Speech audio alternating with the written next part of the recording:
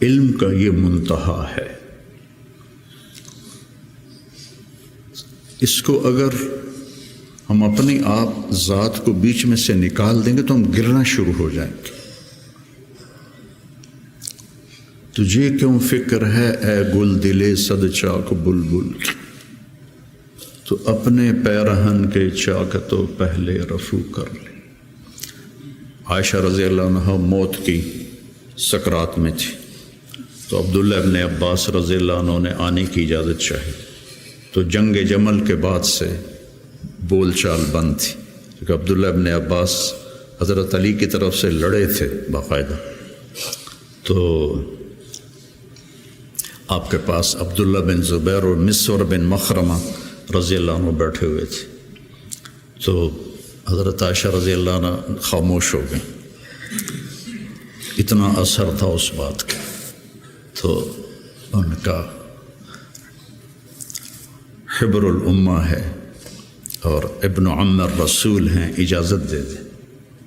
تو حضرت عائشہ روئے جا رہی تھی اور ان کی بڑی چادر آنسوں سے بھیگ چکی تھی، ساری چادر۔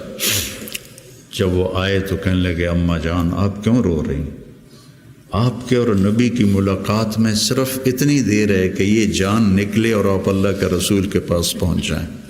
کہنے لگے عبداللہ مجھے دھوکہ نہ دے، کاش میری ماں نے مجھے جنا ہی نہ ہوتا، مجھے بہلاوا نہ دے، مجھے دھوکہ نہ دے۔ اور اللہ کے نبی نے کہا تھا یا عائشہ انہو لیہون علی الموت ان اریتک زوجتی فی الجنہ، عائشہ مجھے مرنا آسان ہو گیا ہے کہ مجھے پتہ چلا ہے تو جنت میں میری بیوی ہے۔ اور وہ رو رہی تھی۔ تو میرے عزیزو اپنی ذات کو نہ بھولو، اپنی ذات کو سامنے رکھو گے تو آپ ترقی کرو گے، اپنی ذات کو بھلا دو گے اور عیب پکڑتے پکڑتے، کمیاں پکڑتے پکڑتے آپ کو اپنا آپ بھول جائے گا۔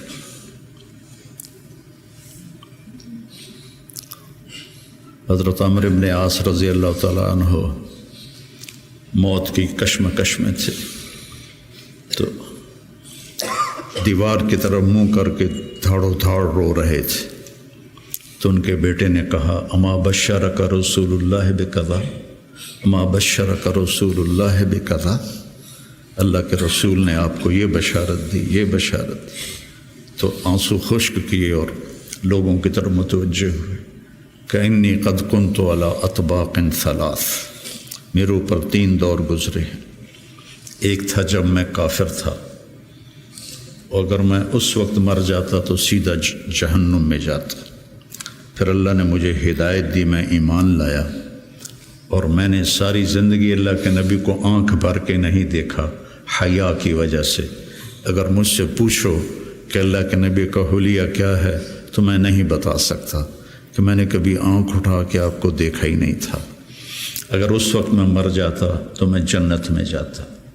اس کے بعد ہم پر دنیا کھل گئی اور ہم نے کیا جو کیا، اب پتہ نہیں آگے میرے ساتھ کیا ہونے والا ہے۔ پھر اسے ہاتھ اٹھائے، اللہم لا بری فاعتذر ولا قوی فانتصر ولا مستنکر بل مستغفر۔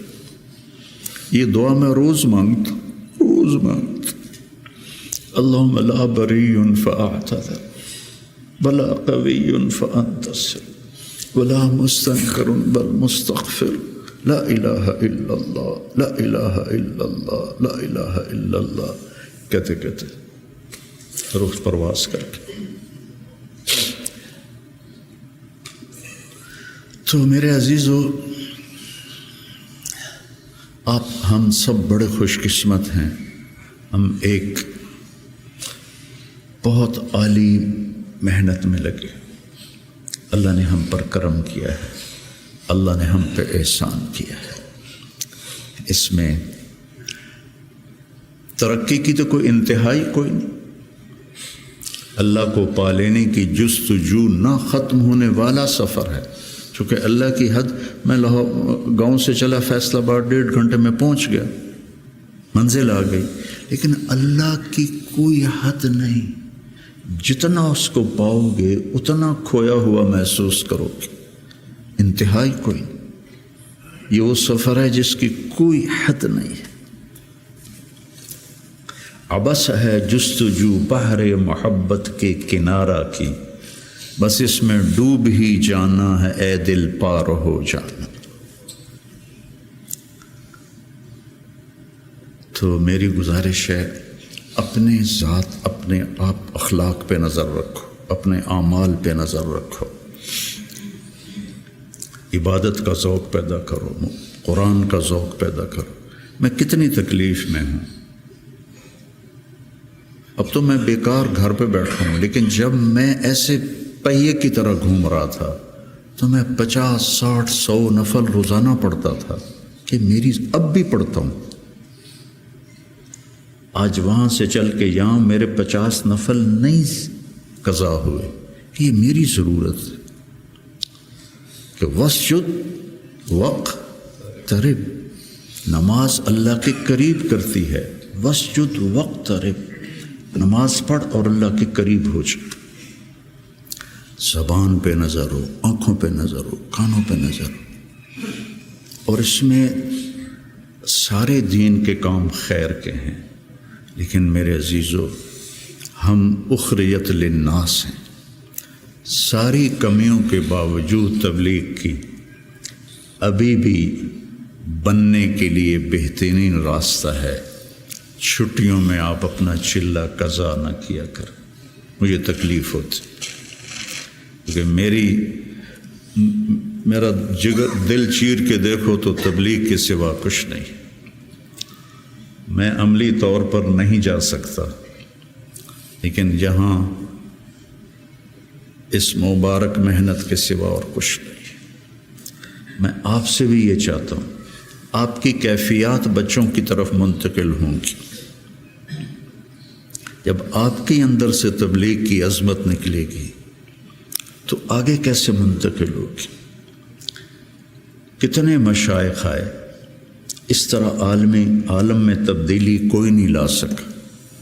کتنے خیر کے کام ہوئے، اس طرح عالم میں تبدیلی کوئی نہیں لا سکا۔ بنو امیہ کے حکام ظالم تھے، لیکن دعوت کی وجہ سے دین تو پھیلتا رہا۔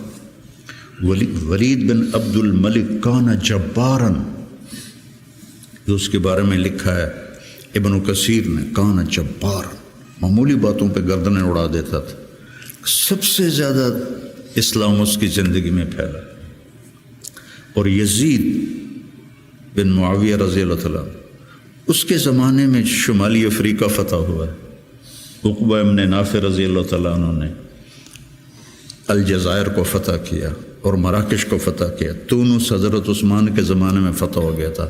عبداللہ بن ابی سرح رضی اللہ تعالیٰ عنہ نے تونس کو فتح کیا تھا۔ تو ادھر یزید بیٹھا ہوا ہے، لیکن دعوت میں نکلنے والے تو مخلص تھے۔ تو میں تھا مسجد میں، تو میرے پاس 2 جماعتیں آئیں، پٹھانوں کی، پیدل چل رہی سال کی، کہ جی 6 تاریخ کو ہمارا جوڑ ہے، آپ تشریف لائیں۔ میں کہا یار میں تو فیصل آباد جا رہا ہوں، اگلے جوڑ میں آ جاؤں گا۔ کوئی تحریک، کوئی پیر، کوئی بزرگ اپنے مریدوں کو یہاں تک نہیں لا سکا کہ سال کے لیے پیدل چلے جائیں۔ تو آپ میری اولاد ہو، میرا سرمایہ ہو۔ میں عمر کے آخری حصے میں ہوں، آپ لوگ ابتدائی حصے میں ہیں، تو اس مبارک محنت کو اپنی ترجیحات میں رکھو، ترجیحات میں رکھو۔ میں نے کبھی چلہ نہیں قضا کیا تھا، ایک آدھ چلہ میرا بیماری کی وجہ سے قضا ہوا، اور اب 4-5 چلے سر درد اور کچھ اور عوارض لاحق ہو گئے، ورنہ میں جو بھی ہوتا تھا میں چلہ نہیں چھوڑتا تھا، کہ میری ضرورت مجھے کرنا ہے۔ عام انسانوں کی طرح زندگی گزارو اور اپنے اللہ کو اپنے سامنے رکھ کے چلو، تو انشاءاللہ اللہ آپ کو ترقی دے گا، اللہ آپ کو بلندیاں دے گا۔ ہماری تو شام ہونے والی ہے، آپ لوگوں کی سویر ہے، ہمارے لیے صدقہ جاریہ بنو، ہماری قبروں کی ٹھنڈک کا ذریعہ بنو۔ اور میں مدارس ایک خاص مقصد کے تحت میں نے مدارس بنائے، نہ کوئی کمی ہے مدارس کی، علماء کی کوئی کمی ہے؟ ایک اخلاق والی نسل تیار، ایک قرآن سے شغف والی نسل تیار، عربیت ان کا خاصہ ہو، قرآن ہو، سیرت ہو، عربیت ہو، اور اچھے اخلاق ہو، اور تبلیغ کا جذبہ ہو، دنیا میں پھرنے کا جذبہ ہو۔ تو اللہ تعالیٰ ان کو دیکھو، آج میں نے جب شروع کیا تھا تو اتنی تنقید سنی، گالیاں تک، اور اب رائمنڈ میں اعلان ہوتا ہے حسنین کے علماء کی طرح۔